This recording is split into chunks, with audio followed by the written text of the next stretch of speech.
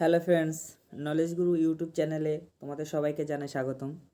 আজকে এই ক্লাসে আমরা আলোচনা করব 20টি ভিভিআই প্রশ্নপত্র, যেগুলো আপকামিং ডব্লিউপি, কেপি এবং অন্যান্য সকল পরীক্ষার জন্য খুবই গুরুত্বপূর্ণ।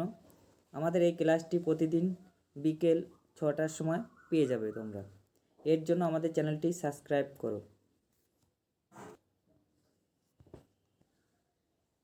শুরু হচ্ছে আজকে আমাদের 5 নম্বর সেট। আর এই 5 নম্বর সেটের প্রথম প্রশ্ন, জিওলজিক্যাল সার্ভে অফ ইন্ডিয়া এর সদর দপ্তর কোথায়? জিওলজিক্যাল সার্ভে অফ ইন্ডিয়া এর সদর দপ্তর কলকাতা, আর এটি তৈরি হয়েছিল 1851 সালে। আমাদের দ্বিতীয় প্রশ্ন, রাজ্যের অ্যাডভোকেটকে কে নিয়োগ করেন? রাজ্যের অ্যাডভোকেটকে রাজ্যপাল নিয়োগ করেন এবং অ্যাটর্নি জেনারেলকে রাষ্ট্রপতি নিয়োগ করেন। আমাদের 3 নম্বর প্রশ্ন, আন্তর্জাতিক টি-20 ক্রিকেটে দ্রুততম শতক করেন কে? আন্তর্জাতিক টি-20 ক্রিকেটে দ্রুততম শতক করেন জন নিকোল। তিনি 33 বলে সেঞ্চুরি করেন, আর তিনি হলেন নামিবিয়ার খেলোয়াড়। 2024 সালে করেন, বিপক্ষে ছিল নেপাল। আমাদের 4 নম্বর প্রশ্ন, মেট্রোপলিটন ইনস্টিটিউট স্থাপিত হয় কবে? মেট্রোপলিটন ইনস্টিটিউট স্থাপিত হয় 1872 সালে, আর এটির বর্তমান নাম বিদ্যাসাগর কলেজ। এটি তৈরি করেন ঈশ্বরচন্দ্র বিদ্যাসাগর। আমাদের 5 নম্বর প্রশ্ন, অমৃতা দেবী বিষ্ণোই জাতীয় পুরস্কার দেওয়া হয় কিসে? অমৃতা দেবী বিষ্ণোই জাতীয় পুরস্কার দেওয়া হয় বন্যপ্রাণী সুরক্ষার জন্য।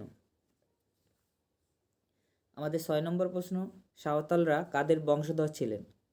সাঁওতালরা পোট্রো অস্ট্রালয়েডের বংশধর ছিলেন। আমাদের 7 নম্বর প্রশ্ন, অর্থবিলের সংজ্ঞা কত নম্বর ধারায় আছে? অর্থবিলের সংজ্ঞা 110 নম্বর ধারায় আছে। আমাদের 8 নম্বর প্রশ্ন, ভারতীয় জলবায়ু কী প্রকৃতির? ভারতীয় জলবায়ু ক্রান্তীয় মৌসুমী প্রকৃতির। ভারতীয় তথা পশ্চিমবঙ্গের জলবায়ু ক্রান্তীয় মৌসুমী প্রকৃতির। আমাদের 9 নম্বর প্রশ্ন, ভারতে প্রথম পর্তুগিজ শাসনকর্তা কে ছিলেন? ভারতের প্রথম পর্তুগিজ শাসনকর্তা ছিলেন ফ্রান্সিসকো ডি আলমিডা। তিনি ভারতে শাসন করতে আসেন 1505 সালে।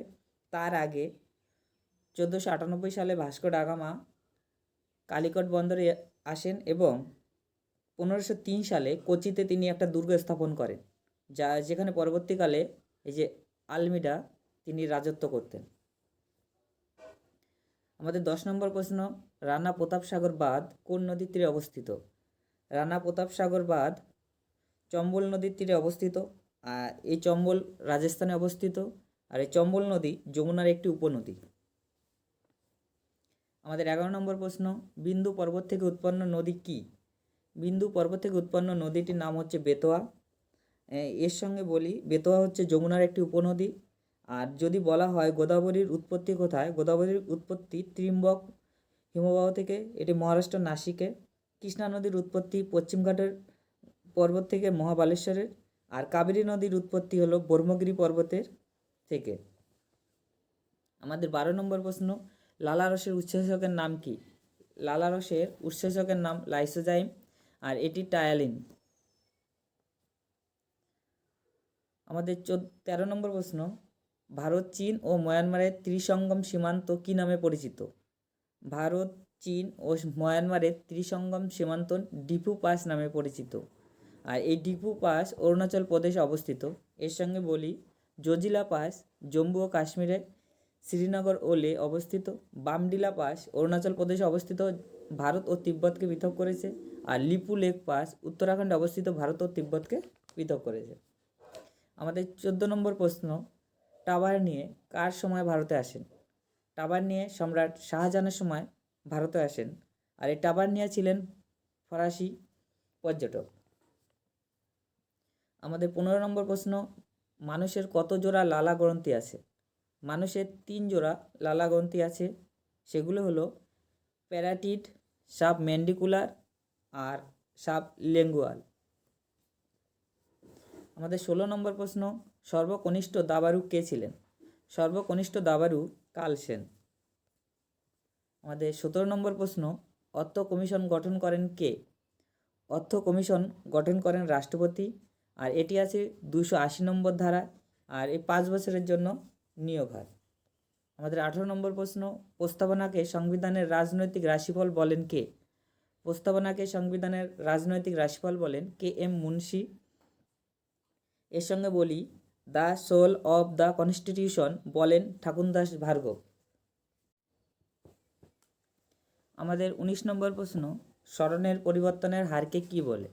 স্মরণের পরিবর্তনের হারকে বেগ বলে। আর এই বেগ এসআই পদ্ধতিতে বেগের একক মিটার পার সেকেন্ড। বেগ একটি ভেক্টর রাশি। আমাদের 20 নম্বর প্রশ্ন বা শেষ প্রশ্ন, 19 নম্বর ধারায় কত প্রকার স্বাধীনতার অধিকার আছে? 19 নম্বর ধারায় 6 প্রকারের স্বাধীনতার অধিকার আছে। আর এই স্বাধীনতার অধিকার 19 থেকে 22 নম্বর ধারায় আছে। আমাদের চ্যানেলটি যদি তোমাদের ভালো লেগে থাকে এবং আমাদের প্রশ্ন যদি তোমাদের পছন্দ হয়ে থাকে, তাহলে অবশ্যই আমাদের চ্যানেলটি সাবস্ক্রাইব করো এবং বেল আইকন নোটিফিকেশান অন করো এবং যত খুশি শেয়ার লাইক করো এবং তোমরা আমাদের সাপোর্ট করো, যাতে আমরা আমাদের চ্যানেলটি আরও বড় করতে পারি এবং তোমাদের জন্য কিছু ভালো ভালো প্রশ্ন নিয়ে আসতে পারি। ধন্যবাদ।